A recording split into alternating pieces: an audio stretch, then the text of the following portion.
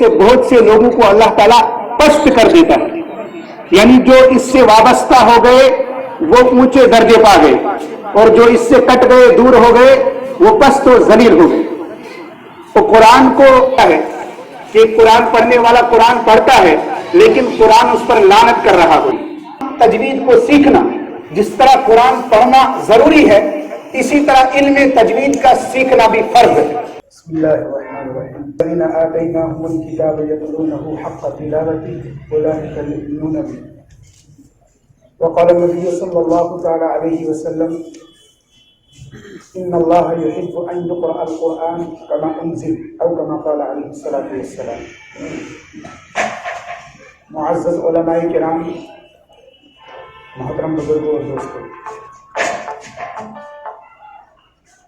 अल्लाह तबारक व तआला का एहसान है, उसका फजल है, उसका करम है कि कुरान की निस्बत से हमें इस वक्त यहाँ पर जमा करना है। तो इस वक्त यहाँ पर जो इज्तिमा हो रहा है, जो मजलिस हो रही है, इजलास हो रहा है, ये कुरान की निस्बत से हो रहा है। और कुरान से जो लोग जुड़ गए, वाबस्ता हो गए, अल्लाह पाक ने उन्हें बाइज़्ज़त बना दिया। और जो कुरान से कट गए, दूर हो गए, वो दुनिया में भी ज़लील व ख़ार हुए और आखिरत में भी ज़लील व ख़ार हुए।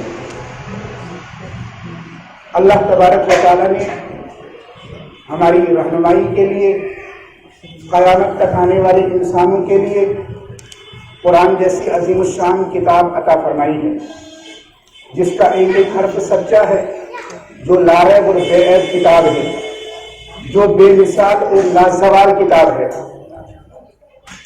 जो मोजज़ाए रब्बानी, मोजज़ाए लासानी, कलाम रब्बानी है, और जिसको मिटाने वाले, खत्म करने वाले दुनिया से मिट गए। कुरान जिंदा है, जिंदा था और जिंदा रहेगा इंशाअल्लाह। कुरान से जो वाबस्ता हो जाते हैं, जुड़ जाते हैं, हदीस पाक में अल्लाह के नबी सल्लल्लाहु अलैहि वसल्लम ने फरमाया, इन्नल्लाह यरफ़उ बिहाज़ल किताबी अक़वामा, बेशक अल्लाह ताला इस कुरान के जरिए से बहुत सारी कौमों को ऊंचा कर देता है। वयज़अउ बिही आखरीन, और इस कुरान के जरिए से बहुत से लोगों को अल्लाह ताला पस्त कर देता है, यानी जो इससे वाबस्ता हो गए वो ऊंचे दर्जे पा गए, और जो इससे कट गए, दूर हो गए, वो पस्त और जलील हो गए। तो कुरान को जिस तरह पढ़ना चाहिए उस तरह हमें पढ़ने का हुक्म दिया गया है। बसा औकात ऐसा होता है कि कुरान पढ़ने वाला कुरान पढ़ता है, लेकिन कुरान उस पर लानत कर रहा होता है। जैसे मिसाल के तौर पर एक शख्स जुल्म करता है, और जब ये आयत पढ़ता है फलअनतुल्लाहि अला ज़ालिमीन, कि अल्लाह की लानत है जालिमों पर, तो खुद कुरान पढ़ने वाले पर लानत बरस रही है। इसी तरीके पर कोई शख्स झूठ बोलता है, जब ये कुरान की आयत पढ़ता है फलअनतुल्लाहि अलल काज़िबीन, कि झूठ बोलने वालों पर अल्लाह की लानत है, तो इस कुरान पढ़ने वाले पर खुद लानत बरस रही है।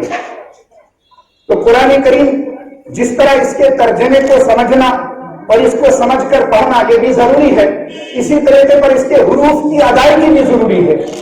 और जिसकी खिदमत के लिए आज तक बहुत सारे उलमा ने, बहुत सारे अकाबिरीन ने कवायद तजवीद किए, तजवीद के कवायद मुरत्तब किए, इसी तरीके पर आज हमारे भाई खालिद बशीर साहब ने भी ये मेहनत की और एक तजवीदुल कुरान के नाम से एक किताब को मुरत्तब किया।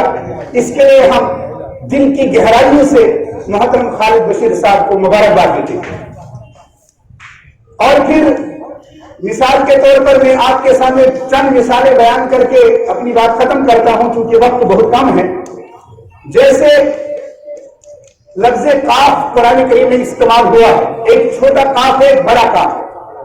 छोटा काफ इसमें हलक से इसको अदा करना होता है, वस्ते हलक इसका मखरज है, बीच वाला, चूंकि हलक के तीन हिस्से, एक मुंह की तरफ वाला हिस्सा है, एक सीने की तरफ वाला हिस्सा है, और एक बीच वाला हिस्सा है, इसको वस्ते हलक कहते हैं।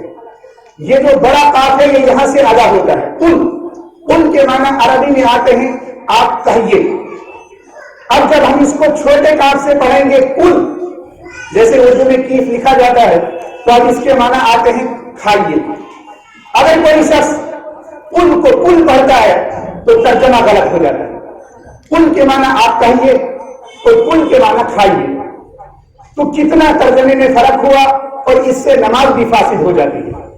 اس لیے قواعد سیکھنا، تجوید کو سیکھنا، جس طرح قرآن پڑھنا ضروری ہے اسی طرح علم تجوید کا سیکھنا بھی فرض ہے کہ جس سے قرآن صحیح معنی میں پڑھ سکے. اور ترجمہ اگر اس میں تبدیلی آ گئی قرآن پڑھنے کی وجہ سے غلط اس نے قرآن پڑھا تو نماز بھی فاسد ہو جائے. اسی طریقے پر قرآن میں بہت سارے الفاظ ہیں جیسے لفظ قلب ہے، قلب یہ قرآن میں استعمال ہوا ہے، ان فی ذالک لذکری لمن کان لہ قلب، کہ بے شک اس قرآن میں نصیحت ہے اس آدمی کے لیے کہ جس کے پاس دل ہو. قلب کے معنی دل کے آتے ہیں، یہ بڑے کاف سے ہے. اگر ہم اس کو چھوٹے کاف سے قلب پڑھیں گے تو قلب کے معنی کتے کے آتے ہیں. اور یہ بھی قرآن میں استعمال ہوا ہے اصحاب کہف کا ذکر جہاں پر ہے وَقَلْبُهُمْ بَاسِطٌ ذِرَاعَيْهِ بِالْوَصِيلِ، کہ ان کا جو کتا تھا وہ جو غار کی چوکھٹ تھی وہاں پر باہیں پھیلائے ہوا تھا، تو وہاں پر لفظ قلب چھوٹے کاف سے استعمال ہوا ہے. اگر اللہ معاف کرے اگر کوئی شخص ان فی ذالک لذکری لمن کان لہ قلب کی جگہ قلب پڑھے تو اس کا مطلب نعوذ باللہ یہ ہوگا کہ بے شک قرآن میں اس کے لیے نصیحت اس کے پاس کتا ہو.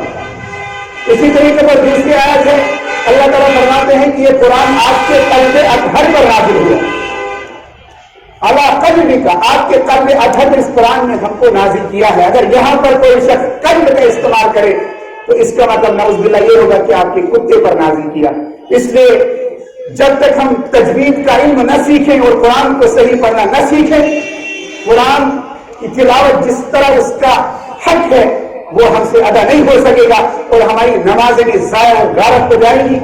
اور اسی طرح میں نے آیت پڑھی تھی اللہ تعالیٰ فرماتے ہیں الذین آتیناہم الکتاب یتلونہ حق تلاوتہ، کہ بے شک یہ ان لوگوں کا ہم نے کتاب عطا کی ہے الذین جن کو ہم نے یہ کتاب دی تو جو اس کی تلاوت کا حق ادا کرتے ہیں اولئک یؤمنون بہ، وہی لوگ اس پر ایمان بھی رکھتے ہیں. یعنی جو صحیح معنی سے اس کی تلاوت کرتے ہیں، صحیح ڈھنگ سے اس کی تلاوت کرتے ہیں، حقیقت میں وہی اس پر ایمان لانے والے بھی ہیں. وَمَنْ يَكْفُرْ بِهِ، اور جو اس کا انکار کرتا ہے فَأُولَئِكَ هُمُ الْخَاسِرُونَ، تو یہی گھاٹے والے ہیں. اور میں نے حدیث پاک پڑھی تھی نبی پاک صلی اللہ علیہ وسلم نے فرمایا ان اللہ یحب، بے شک اللہ تعالیٰ پسند کرتے ہیں، محبت کرتے ہیں اس آدمی کے ساتھ یا اس بات کو اللہ تعالیٰ پسند کرتے ہیں کہ قرآن اسی طرح پڑھا جائے جس طرح یہ نازل ہوا ہے. تو اس محنت اور اس کوشش کو جو ہے بہت سارے حضرات نے کی ہے. آج ہمارے سامنے محترم خالد بشیر صاحب نے محنت کی، تجوید القرآن کے نام سے یہ قاعدہ جو ہے اور یہ کتاب جو ہے انہوں نے ترتیب دی. اللہ تعالیٰ ان کی محنت کو شرف قبولیت سے نوازے. اور ساتھ ساتھ میں یہ بھی کہ ہم اس وقت یہاں پر جمع ہیں، اللہ تعالیٰ ہمیں اتحاد اتفاق کی دولت نصیب فرمائے. ایک ہو جائے تو بن سکتے ہیں خورشید مبین، ایک ہو جائے تو بن سکتے ہیں خورشید مبین، ورنہ ان بکھرے ہوئے تاروں سے کیا بات بنے. اللہ پاک ہمیں قرآن کی نسبت سے جڑنے کی اور قرآن کو سیکھنے کی، سکھانے کی اور اس پر عمل کرنے کی توفیق عطا فرمائے. وہ آخر دعوانا الحمدللہ.